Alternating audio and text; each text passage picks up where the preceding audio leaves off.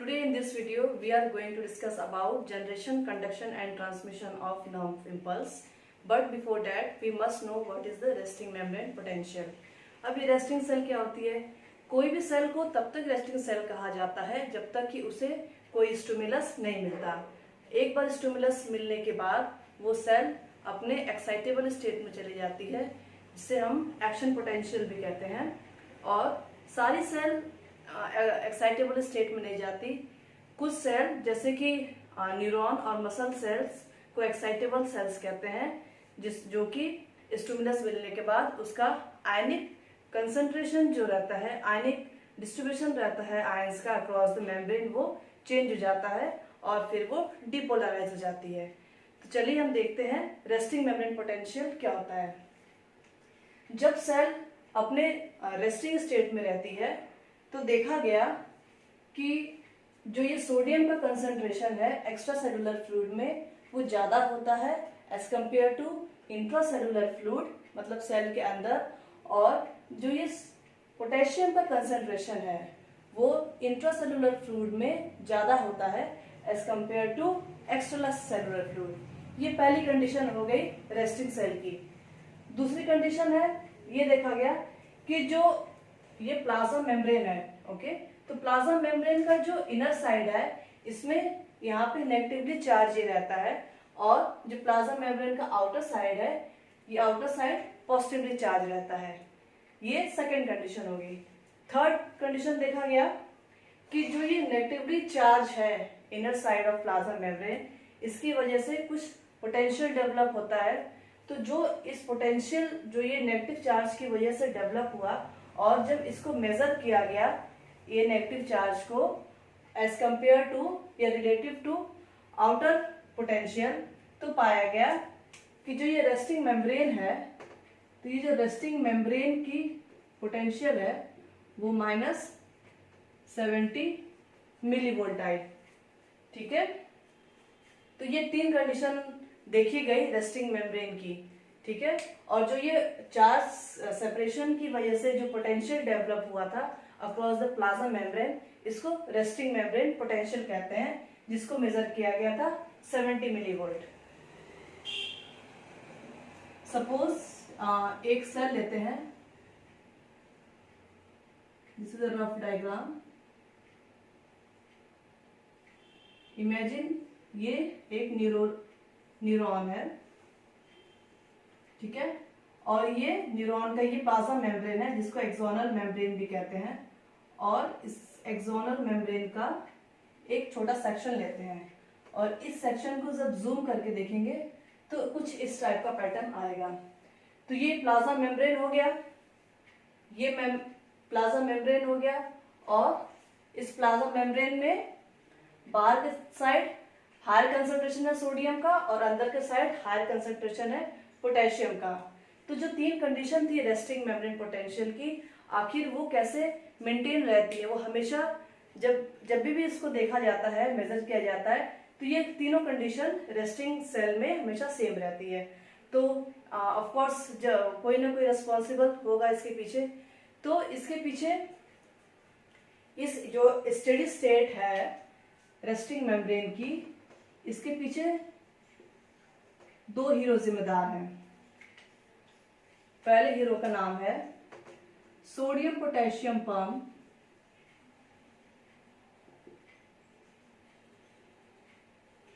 ATPase भी कहते हैं इसको, sodium potassium pump.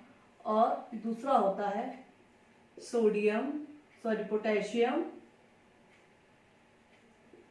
Potassium leaky channels. ठीक है, अब ये सोडियम पंप क्या करता है? जो ये सोडियम पोटेशियम पंप है ये एक्टिवली ट्रांसपोर्ट करता है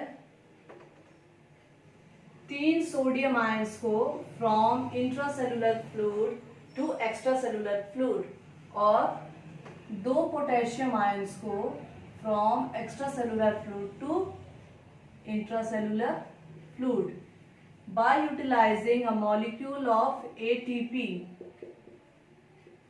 ठीक है, by utilising molecule of ATP.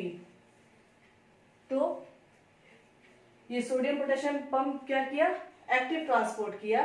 Active transport का मतलब कि ये जो सोडियम पोटेशियम पंप है ये आयंस को ट्रांसपोर्ट करता है against the concentration gradients by utilising a molecule of ATP और एनर्जी। अगेंस्ट कंसंट्रेशन ग्रेडियंट्स का मतलब हमें पता है कि अंदर पोटेशियम आयन से कंसंट्रेशन ज्यादा है और बाहर सोडियम आयन से कंसंट्रेशन ज्यादा है। तो ऐसे नॉर्मली तो डिफ्यूज करना चाहिए क्योंकि सोडियम कंसंट्रेशन ज्यादा है तो उसको नॉर्मली अंदर की तरफ डिफ्यूज करना चाहिए।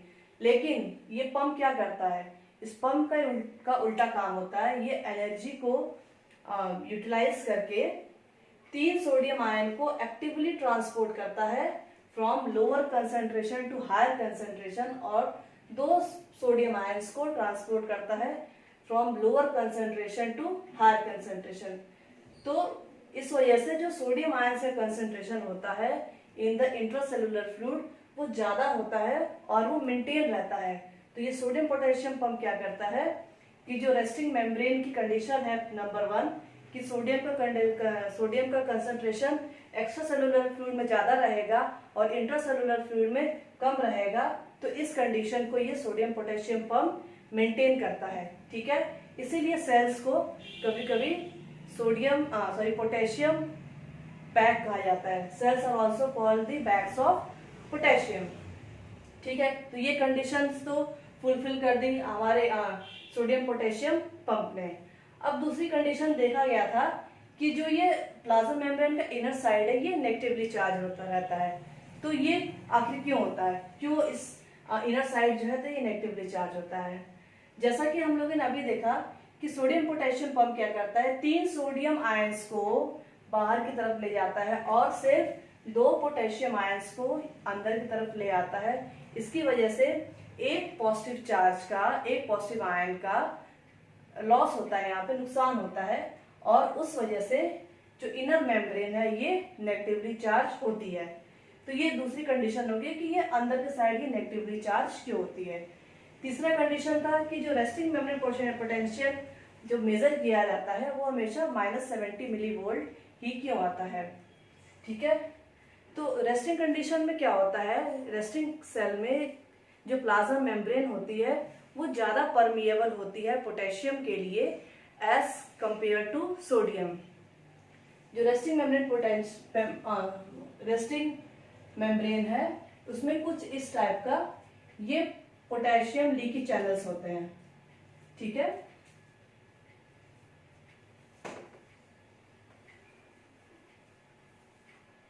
ये जो ग्रीन वाले हैं this is called potassium leaky channels. जैसे कि हमें पता है कि हाई कंसंट्रेशन है पोटेशियम का inner side of cell as compared to outer side, तो ये पोटेशियम की टेंडेंसी होती है कि वो अपने हायर कंसंट्रेशन से लोअर कंसंट्रेशन की तरफ मूव करे, जिसे हम लोग डिफ्यूजन भी कहते हैं।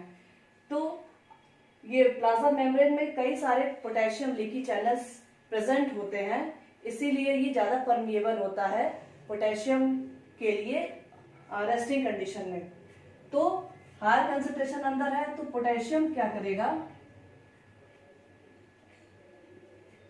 पोटेशियम आयन जो है इनर साइड से आउटर साइड की तरफ डिफ्यूज करेगा और जो ये ट्रांसपोर्ट होता है पोटेशियम का ये पैसिव ट्रांसपोर्ट होता है, ये पैसिव ट्रांसपोर्ट होता है, इसे डिफ्यूजन कहते हैं हम।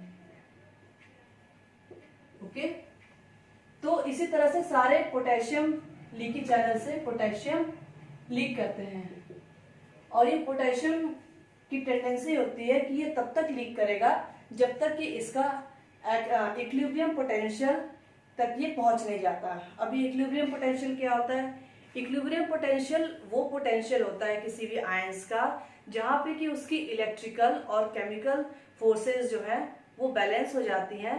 इस वजह से जो नेट फ्लो होता है आयंस का थ्रू एनी चैनल वो 0 हो जाता है। अब जब सारी फोर्सेस बैलेंस हो गई तो कोई ड्राइविंग फोर्स बची नहीं, तो ये आयंस आखिर मूव कैसे करेगा, नेट फ्लो जो हो गया आयंस का थ्रू दिस चैनल वो 0 हो जाता है। तो ये पोटेशियम आयंस क्योंकि कंसंट्रेशन ग्रेडियंट है, यहाँ पे अंदर ज्यादा है बाहर कम है, तो ये हमेशा अपने इक्विलिब्रियम पोटेंशियल को पहुंचने के लिए ये धीरे धीरे बाहर निकलता रहेगा। अगर ये पूरा बाहर निकल गया होता तो हमारा जो पोटेंशियल हम लोग ने मेजर किया वो जो है -84 आना चाहिए मिलीवोल्ट, क्योंकि जो इक्विलिब्रियम पोटेंशियल है, क्योंकि ये -84 क्या है, इक्विलिब्रियम पोटेंशियल है पोटेशियम आयन के लिए। ठीक है, जैसे कि पोटेशियम आयन की टेंडेंसी है कि वो तब तक बाहर निकलेगा जब तक इसकी इक्विलिब्रियम पोटेंशियल रीच नहीं करती। तो और इसकी इक्विलिब्रियम पोटेंशियल जो है पोटेशियम की वो -84 मिलीवोल्ट है। तो हम लोग जब इस पोटेंशियल डिफरेंस को मेजर किए तो इतनी आनी चाहिए, लेकिन इतनी नहीं आती, वो रेस्टिंग मेम्ब्रेन पोटेंशियल आती है -70 वोल्ट। तो इसके पीछे रीजन ये होता है कि भले ही पोटेशियम ज्यादा परमिएबल है, लेकिन थोड़ा बहुत ही सही कुछ सोडियम चैनल्स भी प्रेजेंट होते हैं, और सोडियम का भी कंसंट्रेशन बाहर ज्यादा है as compared to inner side. तो थोड़ा बहुत ही सही कुछ सोडियम अंदर के साइड आते हैं, कुछ सोडियम इनर साइड भी आएंगे। अब इस सोडियम के आने की वजह से जो ये -84 मिलीवोल्ट है ये नहीं आ पाता, यहाँ तक नहीं पहुंच पाता, और कुछ जो है इसमें लेस नेगेटिव की तरफ ही पहुंच जाता है। जैसे कि -84 मिलीवोल्ट तक ये पहुंचना चाह रहा था, लेकिन सोडियम आयंस आने की वजह से अब जो इसका मेम्ब्रेन पोटेंशियल जो हम लोग मेजर करते हैं वो आता है -70 मिलीवोल्ट। पॉजिटिव मान आया तो कुछ इसका जो है लेस नेगेटिव हो गया, तो जो ये -70 मिलीवोल्ट मेजर किया गया ये होता है रेस्टिंग मेम्ब्रेन पोटेंशियल। ठीक है, so the resting membrane potential is the electrical potential difference which is developed due to separation of charge across the plasma membrane which is at rest। ठीक है, और जो ये कंडीशन है प्लाज्मा मेम्ब्रेन की जहाँ पे कि इनर साइड नेगेटिवली चार्ज रहेगा और आउटर साइड पॉजिटिवली चार्ज है, तो इस कंडीशन को हम लोग कहते हैं पोलराइजेशन। ये पोलराइज स्टेट में ये हमारे प्लाज्मा मेम्ब्रेन है। और जो ये रेस्टिंग मेम्ब्रेन पोटेंशियल है ये बहुत ही इंपॉर्टेंट होती है, क्योंकि ये रेस्टिंग मेम्ब्रेन पोटेंशियल से ही हम जो है स्टिमुलस को एक्सपीरियंस करते हैं, और जब ये स्टिमुलस आता है तो डिपोलराइजेशन स्टार्ट होता है, और उसमें जो ये नेगेटिवली चार्ज इनर साइड है वो डिपोलराइजेशन में अंदर का साइड पॉजिटिवली चार्ज हो जाता है और आउटर साइड नेगेटिवली चार्ज हो जाता है। मतलब कि अब इसकी पोलैरिटी चेंज हो गई है।